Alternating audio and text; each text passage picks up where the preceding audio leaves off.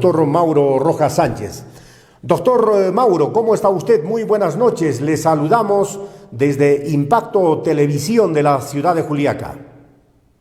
Muy buenas noches, Zacarías. Muy buenas noches también a cada una de las personas que nos están sintonizando el día de hoy en Impacto.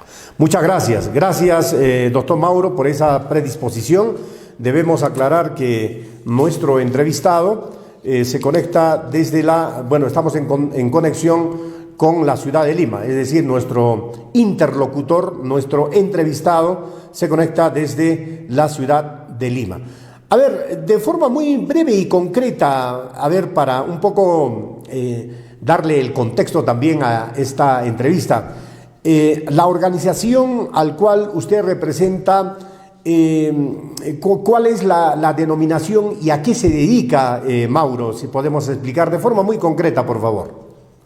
Claro que sí, es una organización de la sociedad civil, se llama Capital Humano y Social Alternativo y desde hace más de 20 años viene trabajando en el tema de la lucha frente a la trata de personas y otros delitos de explotación humana. Tenemos nosotros un centro de atención y orientación legal y psicosocial desde donde recibimos y atendemos también a víctimas y familiares de víctimas de estos delitos y también desde donde hacemos incidencia y como bien lo mencionaba Zacarías, desde donde mostramos nuestra indignación frente al actuar del legislativo o el ejecutivo en demérito de esta problemática, ¿no? De la trata. Perfecto. Interesante, interesante. Una organización que se dedica a la lucha contra la trata de personas y otros delitos. Qué interesante. A ver, doctor Mauro, vamos al tema que es materia de la entrevista esta noche. Es sobre la aprobación de los cambios a la ley sobre crimen organizado. Tenemos entendido que el Congreso de la República aprobó en segunda votación esta ley sobre crimen organizado. O sea, expliquémosle a la opinión pública, doctor, ¿a qué se refiere estas modificaciones o esta modificación efectivamente que acaba de aprobar en segunda votación el Congreso de la República? Por supuesto, lo voy a hacer de la manera más breve posible. Estamos refiriéndonos al proyecto de ley 5981 del 2023, que fue aprobado, como bien señalas, en segunda votación. Es decir, que ya, se va a convertir en una ley. Básicamente vamos a encontrar dos cambios importantes. Va a modificar el artículo 317 del Código Penal referido a la organización criminal y también va a modificar el artículo 2 de la Ley contra el Crimen Organizado, que es la Ley 30.077. En ambos casos lo que va a hacer es establecer un requisito para considerar que ciertos delitos puedan abordarse desde el ámbito de la criminalidad organizada y va a establecer una pena mínima para que esto sea así, es decir, que solamente los delitos que tengan pena privativa de libertad mayor a 6 años van a ser delitos contra el crimen organizado, ¿no? Entonces, eso es bastante importante, porque si hacemos un listado en el Código Penal de los delitos que podrían considerarse por crimen organizado, estamos hablando de más o menos 91 delitos.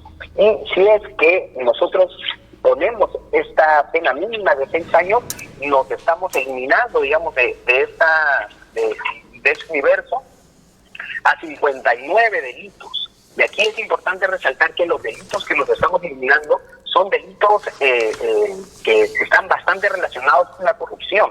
Por ejemplo, tenemos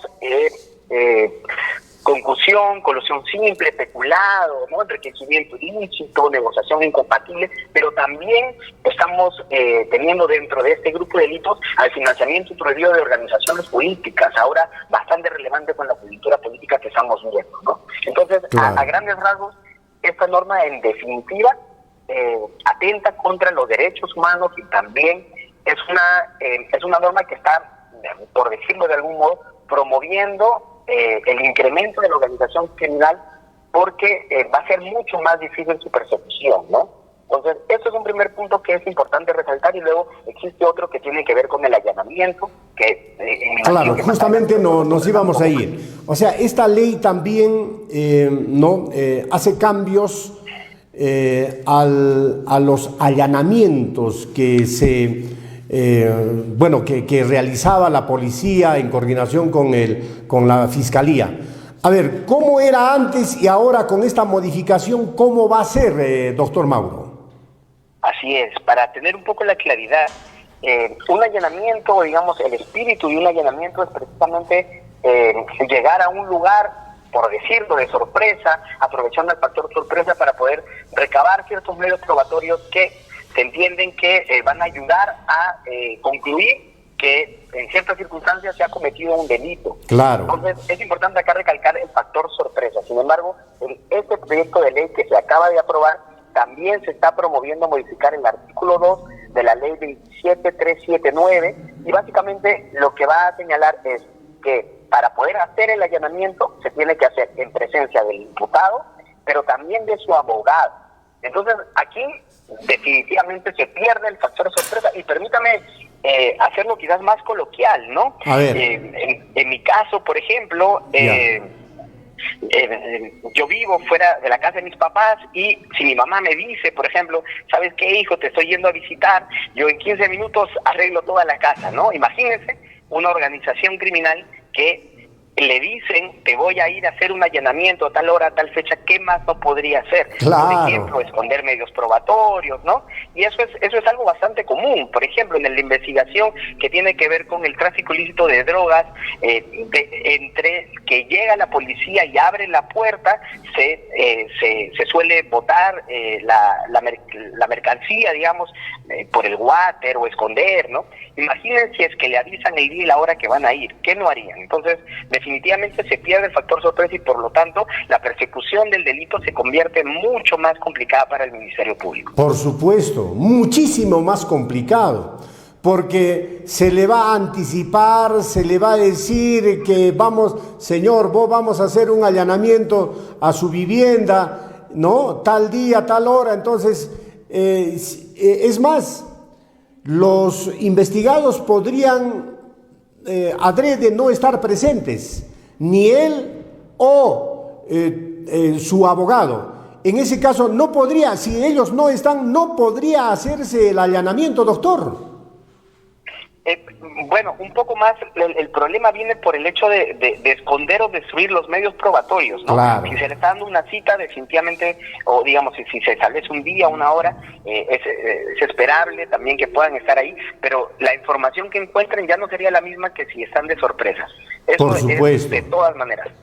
O sea, el factor sorpresa en los allanamientos prácticamente desaparece. O sea, esto es un debilitamiento, ¿no? O sea, se están poniendo límites a la lucha contra la criminalidad organizada. Esto opera en todos los casos. O sea, digamos, ¿quiénes son? Bueno, hay varias organizaciones criminales, ¿no? De delincuentes, sicarios, extorsionadores. O sea, ellos se van a favorecer con estas normas, con estas modificaciones.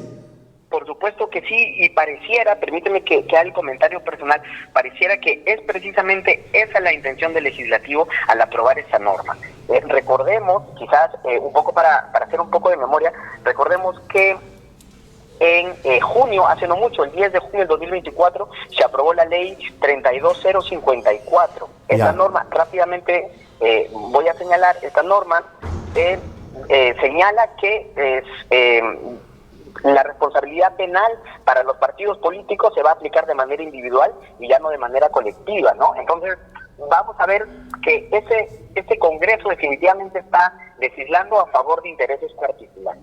Y ahora, digamos, el Congreso no es que necesariamente, como sabemos, tenga la aprobación o la validación de la población, todo lo contrario. Por ejemplo, según Ipsos, en una encuesta de percepciones sobre la democracia y crisis política en el 2024, el 89% calificaba como mala o muy mala la sesión del Congreso, y algo que me parece bastante Interesante señalar que la gran mayoría, en porcentaje, señala que el Congreso está interesado por la ciudadanía en general, no más bien está interesado solamente por sus intereses particulares. De hecho, el 71% piensa que los que gobiernan el país no les interesa lo que piensa la gente común, sino solo sus intereses. Entonces, este Congreso que no tiene validación, este Congreso que no tiene aprobación popular, digamos, está definitivamente trabajando y arduamente, déjeme decirle, para intereses particulares, ¿no? Sí, pues, dice usted, según Ipsos, 89%, eso es anterior, doctor. Bueno, yo tuve conocimiento de que las últimas encuestas le dan 4 o 3% de aprobación a este Congreso, o sea, el 93% de el 97% de la población peruana desaprueba este Congreso, o sea, el rechazo es total, es contundente, es casi la totalidad de peruanos rechaza a este Congreso, doctor. Así es, en definitiva, sí, y estoy seguro que si hacemos la encuesta un tiempo después, esa desaprobación va a ser aún mayor. A ver, sobre este tema de los allanamientos, ¿no? Ahora se van a realizar con la presencia del involucrado y de su abogado. Realmente increíble.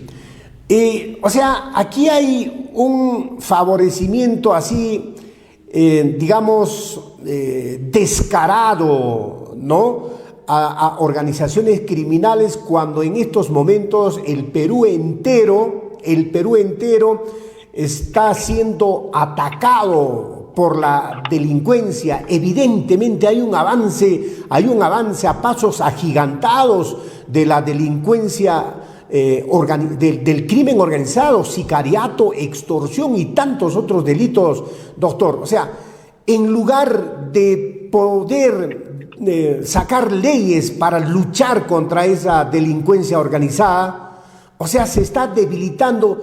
¿Qué es lo que pretende el Congreso desde su punto de vista? Por supuesto, se está debilitando. Es una actitud del legislativo definitivamente que es inconstitucional y está en contra de la persecución, de la sanción, de la fiscalización, digamos, de esas organizaciones criminales, y por lo tanto están claudicando frente a la criminalidad organizada. Y permítame ponerlo en términos de la trata de personas. En el 2023, para ver un poco la magnitud de lo que esto significa, en el 2023 el Ministerio Público nos reporta que hay 1.831 denuncias de trata de personas, tráfico ilícito de migrantes y delitos conexos. Y esto se refiere, significa 1.155 víctimas de trata de personas. Estamos hablando de una cantidad bastante mayor. Y si queremos, tener la información de la región de Puno, vamos a ver que según la Fiscalía Especializada en Delitos de Trata de Personas de la región de Puno, vamos a tener que en el 2023 se han registrado 49 casos.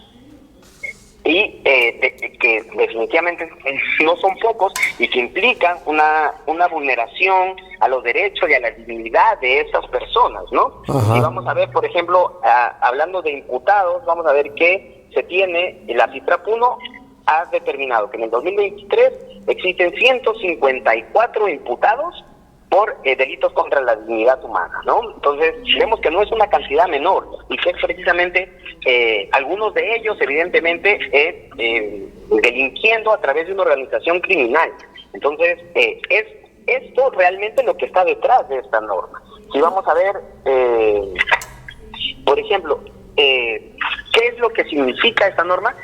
Vamos a ver que son estos imputados pudiendo, actuar con mayor libertad, con mayor holgura y por lo tanto un favorecimiento a la impunidad. Es decir, que de cada uno de estos imputados es mucho más difícil poder condenarlos y que cumplan una pena efectiva de libertad en la cárcel, ¿no? Claro. Doctor Mauro, a ver, para que la población entienda, me parece muy interesante lo que usted está dándonos a conocer. O sea, amigos televidentes, no solamente es la modificación sobre este tema de los allanamientos, atención a toda la opinión pública, no solamente es la modificación, el cambio, la modificación al tema de los allanamientos que ahora dice que tiene que estar prácticamente el delincuente y su abogado, y recién pueden hacer el allanamiento la policía o la fiscalía, ¿no? No solamente es eso. A ver, entendamos bien este asunto. Es mucho más los cambios a la ley de crimen organizado. Es decir, estas modificaciones ahora fijan criterios más altos. Eso es lo que dijo usted, doctor, inicialmente, ¿no? O sea, más altos. O sea, a ver, para mejor entendimiento, digamos, algunos delitos eran calificados como crimen organizado, no digamos los delitos de informáticos, estafa agravada, tráfico o la tala ilegal, la tortura. O sea, todos esos delitos ya no se considerarían, ya no estarían en el rango de crimen organizado, doctor. Así es como usted lo ha mencionado, Zacarías. Estos delitos ya no podrían verse bajo las características especiales, es decir, un mayor tiempo en el proceso para investigar, mayores facilidades también para la investigación. Ya no podrían tener los beneficios bajo los cuales se investigan los delitos de crimen organizado, todos los delitos que tengan como pena privativa de libertad, es decir, como consecuencia del ilícito, penas menores de 6 años. Entonces ahí nos estamos eliminando, como bien le mencionaba, 59 delitos, como se lo ha mencionado. 59 delitos, es decir... 59 de 91, o sea, casi 2/3 partes están saliendo del universo de delitos que podrían ser investigados. A ver, eso es muy interesante. 59 delitos de 91, ya, que eran considerados, que estaban en el rango de crimen organizado. Ahora 59 de esos 91, o sea, ya no están en ese rango de crimen organizado.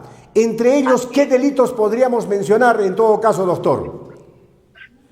Por ejemplo, el tráfico ilícito de migrantes, como bien le mencionaba, también el financiamiento prohibido de organizaciones políticas, el tráfico de órganos o tejidos humanos también, que está bastante vinculado a la trata de personas, pero claro. Además tenemos otros como por ejemplo la concusión, la colusión simple, el peculado, el cohecho pasivo, el soborno internacional pasivo, la negociación incompatible, enriquecimiento ilícito básico, tráfico de influencias, falsificación de documentos, entre otros. Entonces, o sea, todos esos delitos ya no ingresarían al rango de, digamos, de crimen organizado.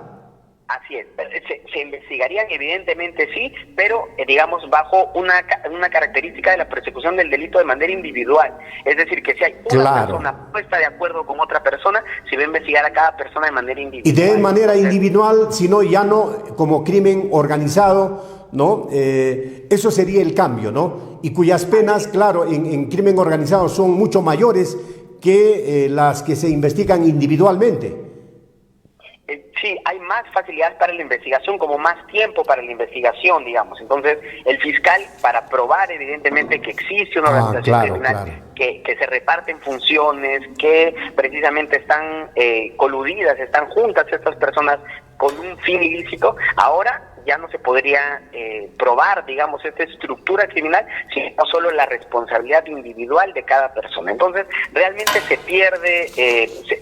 pierde, digamos, el panorama. Una persona que comete un delito pero que funciona dentro de una estructura criminal para que ese delito no se dé de manera individual, sino sistematizada, por ejemplo, de manera recurrente, frecuente, ahora es que se encuentra dentro de los delitos eliminados, digamos, ahora solamente se va a investigar de manera individual. Entonces se pierde el panorama completo y por lo tanto es más difícil para el fiscal fortalecer una teoría del caso que va a llevar a una sentencia condenatoria. En resumen, estimado Zacarías, se está favoreciendo la impunidad, se está debilitando el sistema de persecución penal en contra de las organizaciones criminales y como bien usted lo señalaba, Estamos en el país, vemos un aumento significativo de organizaciones criminales y eso no se está tomando en cuenta. Hace unos minutos daba algunas cifras de lo reportado por el Ministerio Público y definitivamente esas cifras pueden esperar que sean mucho mayores si es que no se puede perseguir el delito de manera de crimen organizado, ¿no? Realmente increíble. Permítame, doctor, a ver, aquí tengo, una nota que ustedes también, la organización que usted representa, ha emitido una nota. Dice, a ver, ya no serán considerados, a ver, escuchen, señoras y señores, con estas modificaciones que hace este Congreso, ya no serán considerados como crimen organizado los delitos informáticos, estafa agravada, tráfico de influencia, tráfico de productos pirotécnicos, tala ilegal, tortura simple, marcaje no agravado, tráfico de órganos y tejidos, tráfico ilícito de migrantes, tráfico ilegal de datos personales, entre otros. Pero no solo eso, también se excluyen de los delitos de crimen organizado los siguientes, relacionados a la corrupción, como concusión, colusión simple, peculado, cohecho pasivo simple, soborno internacional pasivo, cohecho pasivo propio, negociación incompatible, enriquecimiento ilícito básico, tráfico de influencias, falsificación de documentos, financiamiento prohibido de organizaciones políticas. Todo esto ya no se puede investigar bajo los criterios de crimen organizado. ¿Es así, doctor?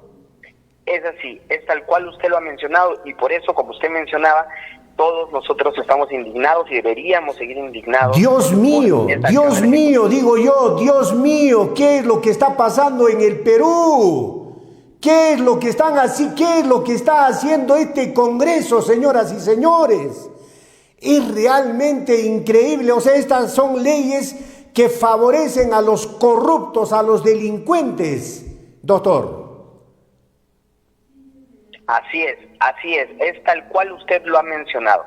Y hay definitivamente un afán o un interés bastante evidente en que esto sea así. Y permítanme mencionar un proyecto de ley que también se encuentra en la actualidad en proceso para ser aprobado. Todavía está en proceso para... A ver, ¿cuál es ese proyecto de ley, doctor? Es el proyecto de ley 5712-2023. Ya. Y es importante, estimado Zacarías, porque ese proyecto lo que va a proponer es que la rendición de cuentas en materia de la trata de personas no se haga en el Pleno del Congreso, sino solamente en las comisiones de Justicia y Derechos Humanos y en la Comisión de Mujer y Familia. Permítame explicar brevemente. Por favor, adelante. La ley 29918 establecía el Día Nacional contra la Trata de Personas y en esa misma norma también establecía que una vez al año, en el mes de septiembre, el premier, acompañado con el ministro del Interior, debían dirigirse ante el Congreso para poder rendir cuentas en la materia. Cómo se ha venido luchando contra la trata de personas, cómo se han venido implementando las políticas y planes contra la trata de personas. Esto se había hecho continuadamente en el Pleno del Congreso. ¿Y por qué en el Pleno? Es importante señalar eso. El Pleno del Congreso es un espacio ideal para poder debatir y hacer la rendición de cuentas, porque en el Pleno del Congreso también se debate el tema del presupuesto. Claro. Se entiende que la trata de personas es un delito que tiene múltiples aristas. No solamente tiene que ver con la familia o solamente tiene que ver con justicia, sino que está bastante vinculado a otras economías ilegales, donde tiene que haber tala ilegal, minería ilegal. Está bastante relacionado a la extorsión, al sicariato, pero también está relacionado a una serie de servicios que se deben ofrecer a las víctimas. Por ejemplo, la integración de la víctima en materia de educación, en materia laboral, y por lo tanto, el Pleno del Congreso era el espacio ideal. Este proyecto de ley, repito, que es el 5712-2023, que está en espera para su aprobación, para la votación, lo que propone es que la rendición de cuentas ya no se haga en el Pleno del Congreso, sino solamente en 2 comisiones ordinarias, la Comisión, repito, de Justicia y Derechos Humanos y la Comisión de Mujer y Familia. Lo que básicamente nos están queriendo decir es que le están bajando el nivel a la rendición de cuentas. Ya no va a ser en el Pleno, sino solamente se van a tocar y abordar y decidir temas que tienen que ver con justicia, mujer y familia, nada más. Cuando la trata de personas definitivamente incluye una variedad mucho más amplia de temas. Y esto también es complicado porque vamos a ver que el presupuesto que se designa para la lucha contra la trata de personas no solo es insuficiente, sino que viene reduciéndose constantemente. Cada año se reduce un poco más el presupuesto y por lo tanto se quita la posibilidad de implementar los servicios públicos destinados para la lucha contra la trata de personas. Pero si es que no hay una rendición de cuentas en el Pleno, que es el espacio ideal, es el único espacio, digamos, que tiene las características para poder hacer esta rendición. Entonces, ¿qué esperamos? Ya no van a hacer un incremento en este presupuesto. Todo lo contrario, estamos convencidos que si no hay el espacio y no hay la rendición de cuentas, entonces el presupuesto va a ir disminuyendo y cada vez va a ser una lucha mucho más difícil contra este delito. Es increíble todos estos proyectos de ley que presentan estos congresistas. Con todo esto se incentiva la delincuencia, ¿no?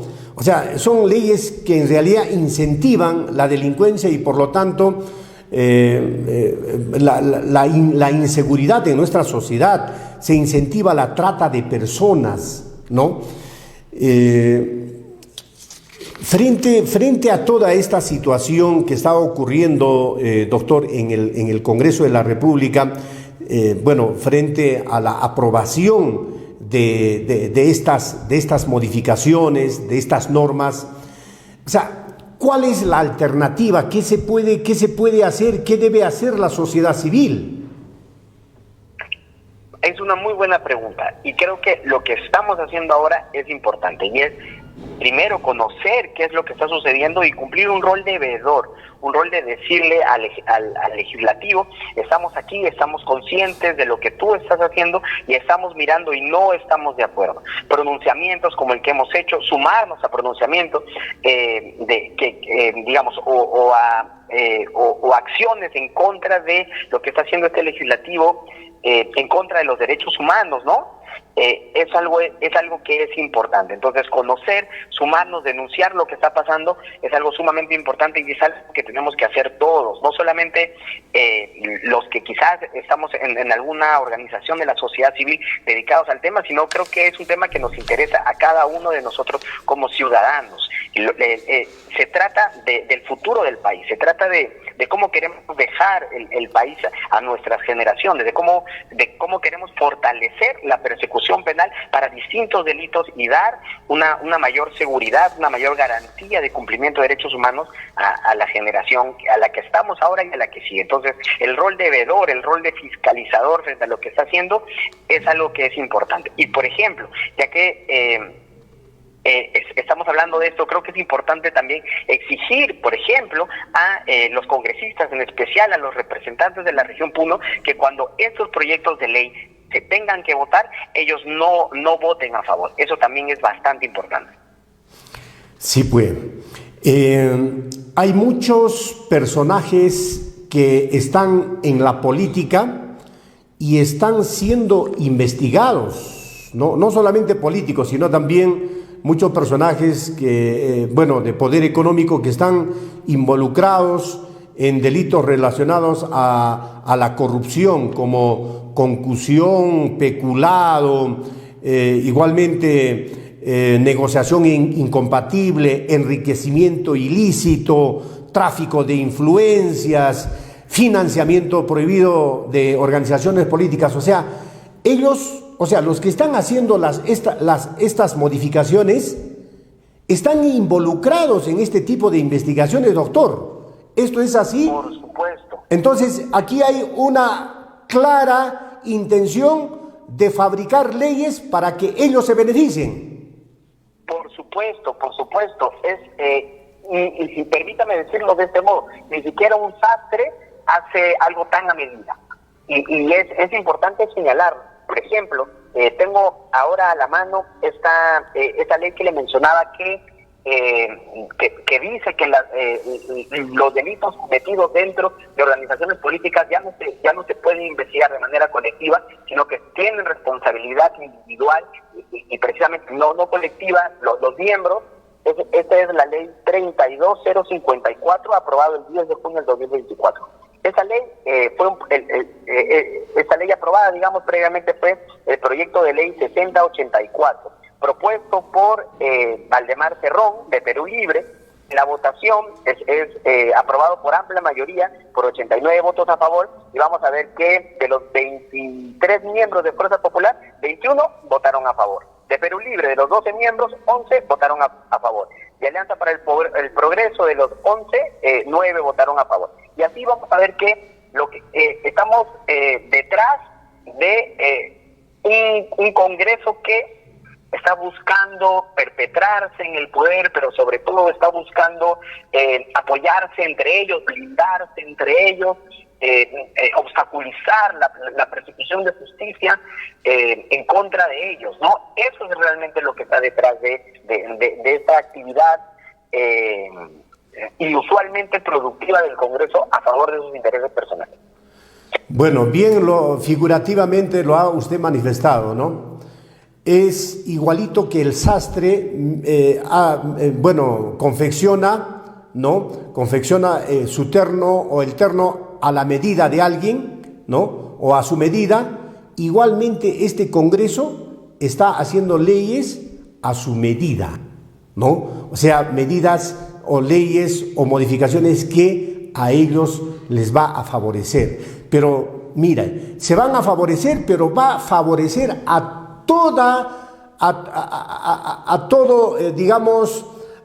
los delincuentes, a las organizaciones criminales. O sea, las consecuencias van a ser nefastas por una norma que ellos han sacado para beneficiarse, doctor, ¿no? Eso es cierto, y ese es un buen punto, Zacarías. Mire, por ejemplo, si nosotros vemos financiamiento prohibido de organizaciones políticas, la pena base va de 2 a 5 años. ¿Y qué es lo que menciona esta norma? Dice que organización criminal solo va a incluir a delitos que tengan pena mayor de 6 años para arriba, ¿no? Claro, entonces no va a estar pues, dentro de organización criminal, ¿no? No va a estar, pero en definitiva yo creo que buscando algunos delitos ellos han puesto una pena mínima, una cantidad mínima de años como pena privativa de libertad para excluirlos de la lista. Pero quizás no han tenido en cuenta que con esta modificación de los 91, 59 se están eliminando, ¿no? Quizás sí, ellos por estar buscando que sean eliminados algunos delitos, han terminado haciendo un panorama mucho más favorable para la organización criminal en general, ¿no? Sí, pues. Bueno, realmente increíble, señoras y señores, las leyes que está sacando este Congreso. Realmente increíble. Bueno, doctor, quisiera yo aprovechar brevemente en la parte final. Escuché decirle que la organización al cual usted representa, una de sus, labores es luchar contra la trata de personas. Le cuento, mi estimado doctor Mauro, que aquí en la región Puno, se ha incrementado notablemente el número de personas que desaparecen. Es alarmante y no se sabe, no se investiga, o sea, dónde finalmente, qué destino finalmente han tomado estas personas. O sea, es alarmante el número de personas que desaparecen. O sea, la desaparición de personas, tengo entendido que está relacionado con la trata de personas, doctor, ¿o me equivoco? Por supuesto que sí. La trata de personas, para hacer un pequeño recuento, la trata de personas es ese delito que tiene que ver con una captación de una persona, un transporte, un traslado, digamos, una retención y una acogida bajo distintos medios, como por ejemplo el engaño, el fraude, la amenaza, el uso de fuerza, digamos, para explotarlo bajo distintos fines. El mayor o el más usual, digamos, es la explotación sexual, pero también viene la explotación laboral, la mendicidad, entre otros. Entonces, hay una vinculación bastante cercana. ¿Por qué? Porque vamos a ver que a la persona que es captada muchas veces pierde el contacto con su familia, y mientras la familia piensa que se trata de un caso de una persona desaparecida en circunstancias, generales, lo que realmente estamos viendo es una persona que ha sido captada para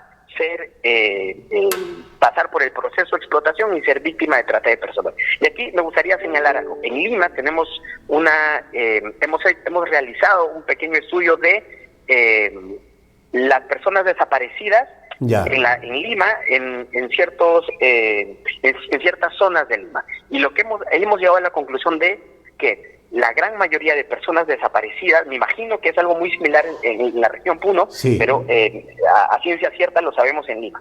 ¿Qué sucede? Hemos visto que las personas desaparecidas, la gran mayoría, el motivo de la desaparición está bastante vinculado a que van a buscar un trabajo, o están yendo a una entrevista de trabajo, o han sido contratadas y están yendo a un lugar nuevo a trabajar, y eso tiene mucha relación con la trata de personas, porque según el observatorio del Ministerio del Interior que sobre la trata de personas nos refiere que el 74% de víctimas son captadas por una falsa oferta de trabajo. Entonces, si hacemos ese cruce de información, vemos que la gran mayoría de personas desaparecidas están yendo o a buscar un trabajo, o está relacionado con una oferta de trabajo, y si hacemos el cruce con la trata, vemos que posiblemente pueda ser una de estas 74% de casos de donde la víctima es captada por una falsa oferta de trabajo, ¿no? Sí, pues. Entonces, definitivamente tiene que ver. Y otra cosa que también tiene que ver con la trata de personas son las economías ilegales, ¿no? Entonces, vamos a ver que la trata de personas está bastante vinculado con lugares donde hay bastante incidencia de economías criminales, porque, digamos, en ese flujo de dinero ilegal es usado muchas veces para el consumo de la explotación de las personas, ¿no? Entonces está, por ejemplo, vinculado con la minería ilegal, y por eso tenemos lugares como la Rinconada, donde existe una alta incidencia de minería ilegal, pero también coincidentemente existe una alta incidencia de trata de personas también, ¿no? Entonces lo mismo tenemos con la tala ilegal, entre otras economías criminales, ¿no? Definitivamente es un delito que está vinculado y que está presente no solo en la región Puno, sino también a lo largo del país. Y ahí me gustaría señalar algo. Sí. Si es que nosotros consideramos que hemos sido víctimas de trata de personas, o tenemos conocimiento de un caso cercano de alguien que puede ser víctima de trata de personas, lo que nosotros tenemos que hacer es denunciar. Y se denuncia llamando a la línea 1818, es una línea gratuita, es una línea confidencial, las denuncias podrían ser anónimas también a través de ese medio, y se puede denunciar, y eso va a dar aviso a las autoridades para que inicien todo el proceso de investigación. También se puede denunciar acudiendo de manera presencial, digamos, a una comisaría o la fiscalía cercana, y en la región Puno existe una fiscalía especializada en delitos contra trata de personas, y también allí se pueden poner las denuncias. Eso es importante saber. Sí, pues, sí. Bueno, yo le formulaba esa inquietud por cuanto hace no muchos días fue materia de un comentario muy fuerte, muy generalizada aquí en Juliaca, en la región Puno, por la cantidad de personas que se denunciaban desaparecidas, ¿no? O sea, y no se conoce hasta el momento de su paradero. Creo que son más de 200 personas solamente en lo que va del año, y es escandaloso ese número, ¿no? Ustedes también consideran sobre este tema de que estas organizaciones estarían también vinculados al tráfico de órganos. Por supuesto.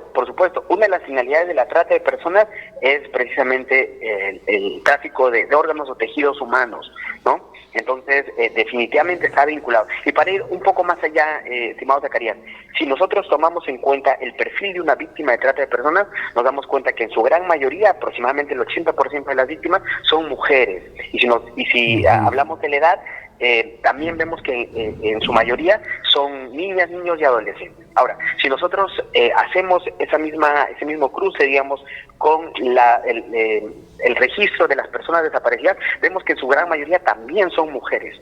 Y en una cantidad importante también son niños, niñas y adolescentes. Entonces, estamos hablando de dos fenómenos que están bastante vinculados y que no necesariamente se ve y se investiga de ese modo, ¿no? Entonces, es importante eso, es importante conocer.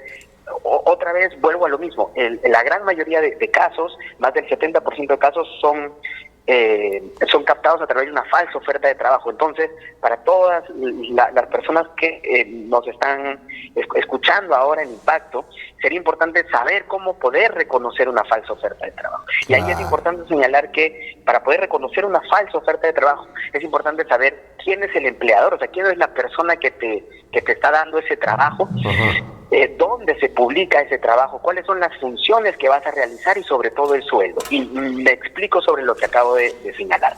Si es que uno tiene una oferta de trabajo donde tú, por ejemplo, por WhatsApp o un grupo de Facebook o un aviso en un kiosco, en un panel de un mercado, tú no sabes quién te va a contratar, entonces es una alerta para que tú o busques más información o sobre todo no tomes en cuenta ese trabajo. Si las funciones del trabajo no quedan claras, y, por ejemplo, el sueldo que te están ofreciendo es un sueldo muy por encima de lo que se ofrece generalmente por esa actividad, entonces también son alertas para no tomar en cuenta ese trabajo. Pensando, por ejemplo, que es el trabajo de tu vida, quizás uno llama el número que ponen ahí, uno se entrevista con las personas en la dirección que pone. Tranquilamente uno podría ser víctima de trata de personas captado por esta falsa oferta de trabajo, ¿no? Estoy hablando, por ejemplo, de estos anuncios que dicen se necesita señorita sin experiencia, de buena presencia y no sé, 5,000 soles por la labor de mesera. Todos nosotros sabemos que eso definitivamente es un sueldo mucho más alto del que se suele dar en el mercado por esa actividad. Entonces, si las personas que nos están oyendo tienen sospecha que es una falsa oferta de trabajo, la recomendación es precisamente no hacer caso. Es denunciar si es que hay mayor claridad, por ejemplo, que se trataría de una falsa oferta de trabajo y sobre todo estar atentos y alertas a no ser víctimas, ¿no? Sí, bueno, se nota que ustedes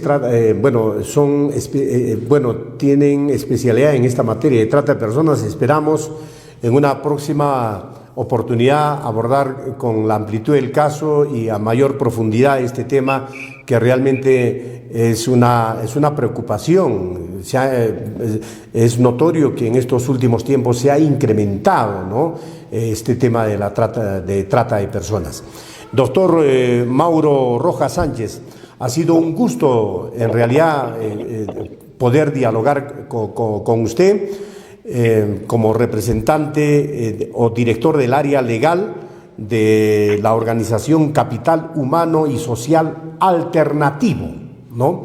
Ustedes están, como bien decías,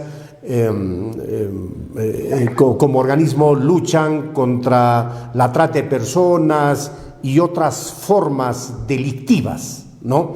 Esperamos en una ocasión posterior continuar dialogando con ustedes. Ha sido un gusto conversar esta noche con usted, doctor Mauro. Muchísimas gracias. Sus palabras finales, por favor. Muchísimas gracias a usted, a las personas que nos están viendo. En definitiva, para nosotros es un tema que es bastante importante y gustoso de volver a participar cuando usted lo requiera. Muchas gracias nuevamente y un saludo para cada uno de ustedes. Muy amable a usted, doctor Mauro Rojas Sánchez. Muy amable. Hasta una próxima oportunidad.